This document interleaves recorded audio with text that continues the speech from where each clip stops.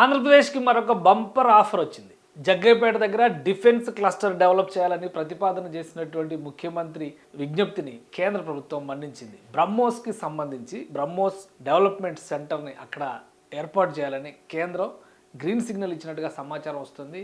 ముఖ్యంగా జగ్గయ్యపేట పరిసర ప్రాంతాల్లో ఒక క్లస్టర్ని డెవలప్ చేయాలి. అలానే 6 ప్రాంతాలని, రాష్ట్రంలో ఉన్నటువంటి 6 ప్రాంతాలను గుర్తించి డిఫెన్స్ క్లస్టర్స్ కింద డెవలప్ చేయడానికి అవకాశాలు ఉన్నాయని ఆంధ్రప్రదేశ్ ముఖ్యమంత్రి చంద్రబాబు నాయుడు కేంద్రానికి ప్రతిపాదన చేశారు. ఒక 7-8 నెలల క్రితమే దీనికి సంబంధించి లెటర్స్, కరస్పాండెన్స్ జరిగినాయి. కానీ ఆపరేషన్ సింధూర్ తర్వాత జరిగినటువంటి పరిణామాలు, ఉత్తరాదిలో ఉన్నటువంటి ఈక్వేషన్స్, దక్షిణాది రాష్ట్రాల్లో ఈ ఆర్మ్డ్ ఫోర్సెస్కి సంబంధించినటువంటి యూనిట్స్ ఏర్పాటు చేయాలనేటువంటి ప్రతిపాదనల నేపథ్యంలో కేంద్ర ప్రభుత్వం ఏపీ విజ్ఞప్తిని మన్నించింది. దీని ప్రకారం ఇప్పుడు జయంతిపురం అంటే జగ్గయ్యపేట పరిసర ప్రాంతాల్లో జగ్గయ్యపేట నియోజకవర్గ పరిధిలోకి వచ్చేటువంటి ప్రాంతం ఇది. ఇక్కడ ఒక డిఫెన్స్ క్లస్టర్ ఏర్పాటు కాబోతుంది. దానికి కేంద్ర ప్రభుత్వం గ్రీన్ సిగ్నల్ ఇచ్చింది. ఆ ప్రాంతం పరిస్థితి చూస్తే ఇది మొత్తం జాగ్రఫీ పరంగా చూస్తే కనుక జయంతిపురంలో ఇప్పటికే 2 సార్లు డిఫెన్స్కి సంబంధించినటువంటి ముఖ్యంగా బ్రహ్మోస్ డెవలప్మెంట్ సెంటర్స్ అంటే బ్రహ్మోస్ని ప్రొడ్యూస్ చేసేటువంటి సంస్థ ఈ ప్రాంతాన్ని పరిశీలించింది. నిపుణులతో వచ్చారు. 3 బృందాలు ఇక్కడ చూస్తే మీకు జాగ్రఫీ ఇక్కడ చాలా ఇంపార్టెంట్. ఎందుకు చెప్తున్నా అంటే ఈ జాగ్రఫీ గురించి ఇది ఖచ్చితంగా తెలుసుకోవాల్సినటువంటి అంశం. ఇది ఆంధ్ర తెలంగాణ బార్డర్. ఇటు తెలంగాణ ఇట్లా ఉంటే కనుక ఈ బార్డర్లో కృష్ణానది ఇలా వంపు తిరుగుతూ వెళ్తుంది. సో ఈ వంపు ప్రదేశంలో ఉన్నది ఇది జయంతిపురం, ఇక్కడ పెద్దవరం. ఈ 2 గ్రామాల్లో ఇక్కడ ఒక 600 ఎకరాల వరకు భూములను చూశారు.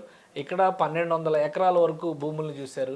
సో ఈ భూముల్లో డిఫెన్స్ క్లస్టర్స్ ఏర్పాటు చేయడానికి ఇవి అనుకూలమైనవని చెప్పని ఆంధ్రప్రదేశ్ ప్రభుత్వం ప్రతిపాదన చేసింది. దీన్ని కేంద్రం ఆమోదించింది అని సమాచారం వస్తుంది. బ్రహ్మోస్కి సంబంధించినటువంటి క్షిపణుల్ని తయారు చేసేటువంటి పరిశ్రమ ఇక్కడ ఏర్పాటు కాబోతుంది. ఇది ఇప్పుడు ఆసక్తికరంగా మారినటువంటి అంశం. ఎందుకంటే గతంలో కూడా బ్రహ్మోస్కి సంబంధించి మనం ఆపరేషన్ సింధూర్ జరిగేటువంటి సమయంలో బ్రహ్మోస్ గురించి చర్చ ఎక్కువ జరిగింది. BrahMos aerospace plans major missile manufacturing unit in Jayanthipuram, Jaggayyapeta, boosting Andhra Pradesh defence and industrial growth. ఇది చాలా ఇంపార్టెంట్ డెవలప్మెంట్ కింద మనం చూడాల్సి ఉంటుంది. దీనికి సంబంధించినటువంటి సమాచారం వచ్చింది.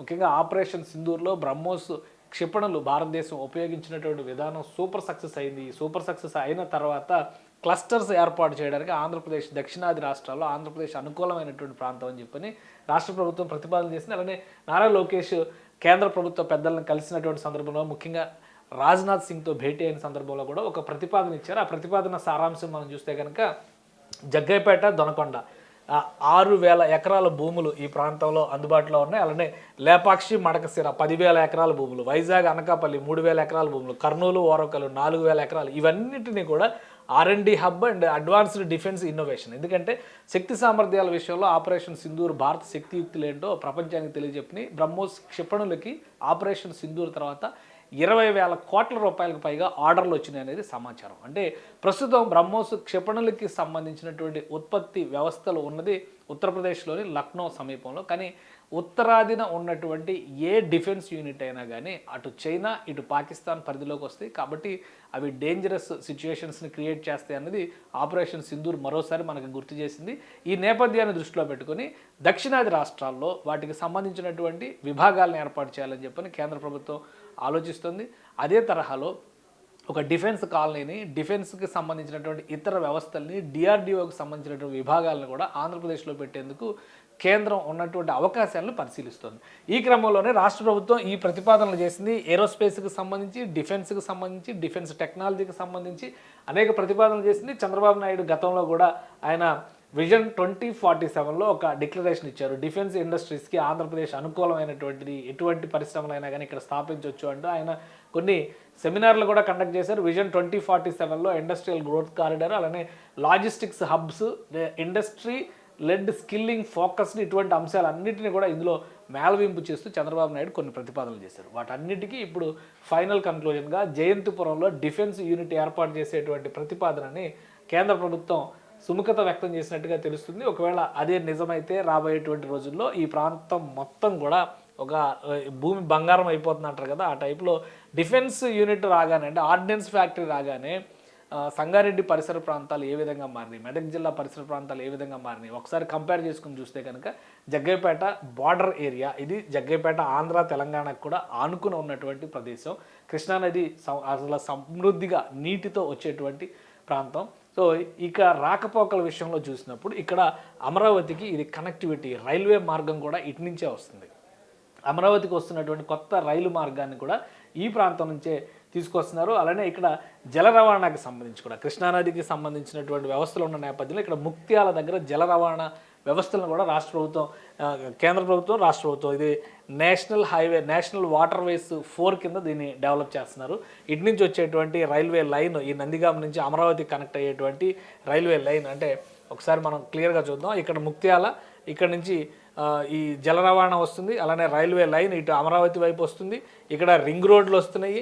ఇవన్నీ దృష్టిలో పెట్టుకొని చూస్తే కనుక ఇది అన్నిటికీ కూడా కనెక్టివిటీ ఉన్నటువంటి ప్రాంతం అవుతుంది. అందుకనే జయంతిపురంలో ఉన్నటువంటి భూముల్ని పరిశీలించారు, అక్కడ సాయిల్ టెస్టింగ్స్ కూడా చేశారు డిఫెన్స్ ఎక్స్పర్ట్స్. ముఖ్యంగా బ్రహ్మోస్ క్షిపణులకి సంబంధించి, బ్రహ్మోస్ ఏరోస్పేస్ టెక్నాలజీకి సంబంధించినటువంటి ప్రతినిధులు వచ్చి 2 సార్లు ఈ ప్రాంతాన్ని పరిశీలించారు. అలానే దీని సమీపంలో ఉన్నటువంటి మరొక ప్రాంతం పెదవరంలో కూడా ఈ పరిశీలనలు జరిగింది. పెదవరంలో చేసినటువంటి పరిశీలనల తర్వాత అంటే ఒక చోట డిఫెన్స్ యూనిట్ ఏర్పాటు చేస్తే దాని పరిసర ప్రాంతాల్లో నివాస ప్రాంతాలు కావచ్చు, లేదా దానికి సంబంధించినటువంటి అనుబంధ పరిశ్రమలు కావచ్చు, ఇవన్నీ కూడా వచ్చేటువంటి అవకాశం ఉంది.